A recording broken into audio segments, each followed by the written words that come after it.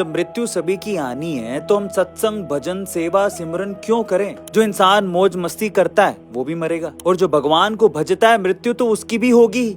तो जब मरना दोनों को है तो मौज मस्ती ही क्यों ना करें? ये सवाल पूछा था अर्जुन ने भगवान श्री कृष्ण से। अब भगवान श्री कृष्ण ने इसका क्या जवाब दिया है आपको सुनना चाहिए। तब भगवान श्री कृष्ण अर्जुन से बोले कि हे पार्थ, देखो, बिल्ली जब चूहे को पकड़ती है तो दांतों से पकड़ के उसे मारकर खा जाती है, लेकिन जब उन्हीं दांतों से अपने बच्चे को पकड़ती है तो उसे मारती नहीं है, बहुत ही नाजुक तरीके से एक जगह से दूसरी जगह पर पहुंचा देती है। अब देखो, दांत भी वही है, मुंह भी वही है, पर परिणाम अलग अलग है। ठीक उसी प्रकार मृत्यु रूपी दांत भी सभी को जकड़ेंगे तो जरूर, पर एक को प्रभु के धाम में पहुंचा देंगे और दूसरे को 84 लाख योनियों के चक्कर कटवा कटवा के मार देंगे। इसलिए बिना किसी स्वार्थ के सदैव धर्म के मार्ग पर चलो।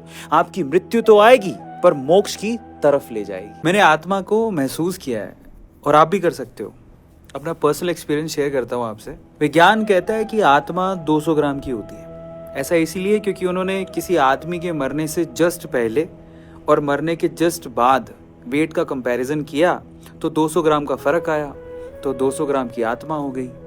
लेकिन यहाँ पे ना कंपैरिजन बॉडी का ही हो रहा है, मरने से जस्ट पहले और मरने के जस्ट बाद। आत्मा नदारद है, महसूस नहीं कर पाए, वो सिर्फ कंपैरिजन था कि हाँ 200 ग्राम की होगी। लेकिन आप आत्मा को महसूस भी कर सकते हो। ये मेरा पर्सनल एक्सपीरियंस भी है। अगर आप घर पे दिया करते हो तो कभी महसूस करना कि जैसे ही दिया बढ़ता है, दिया बढ़ना मतलब बुझना, हम उसको हिंदू संस्कृति में बढ़ना बोलते हैं। आप ना देख भी नहीं रहे होगे ना और उसके आसपास भी होगे, तब भी ये महसूस कर लोगे कि दिया बढ़ गया। कैसे? एक अलग सी खुशबू आती है, कभी गौर करना कि उस खुशबू से तुरंत आप भाप जाते हो कि दिया बढ़ गया, और देखोगे तो दिया बढ़ जाता है। वो क्या है? वो एक्चुअली दिए की आत्मा है।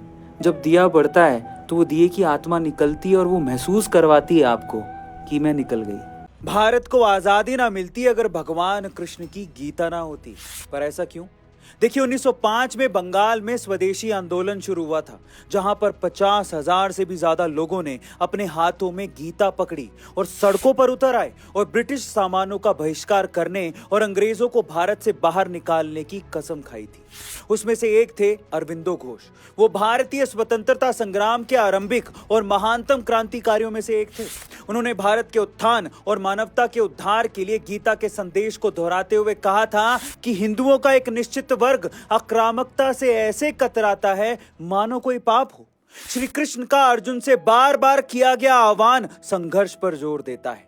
भगवान कृष्ण ने कहा था कि लड़ो और अपने विरोधियों को परास्त करो, मुझे याद करो और युद्ध करो, आध्यात्म से भरे हृदय से अपने सभी कार्यों को मुझे सौंप दो और तृष्णा से मुक्त होकर, स्वार्थी दावों से मुक्त होकर युद्ध करो, अपनी आत्मा के ज्वर को अपने से दूर करो। भगवान कृष्ण के ऐसे ही उद्घोषों ने भारत की स्वतंत्रता की राह आसान बनाई थी। सबको हमारी तरफ से स्वतंत्रता दिवस की हार्दिक शुभकामनाएं।